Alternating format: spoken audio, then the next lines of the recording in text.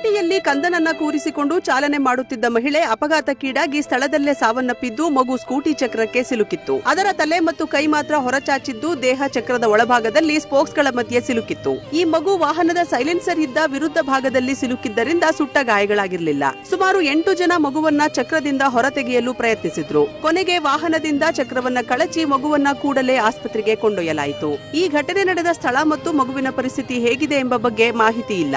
ಆದರೆ ಅಷ್ಟು ಹೊತ್ತು ಯಾವ ತಪ್ಪನ್ನೂ ಮಾಡದ ಕಂದಮ್ಮ ರೋಧಿಸುತ್ತಿರುವುದನ್ನ ನೋಡಿದರೆ ಕರುಳು ಹಿಂಡಿ ಬರುತ್ತದೆ. ಆದ್ದರಿಂದ ಬೈಕ್ನಲ್ಲಿ ಪುಟ್ಟ ಮಕ್ಕಳನ್ನ ಕೂರಿಸಿಕೊಳ್ಳುವಾಗ ಎಚ್ಚರವಿರಲಿ.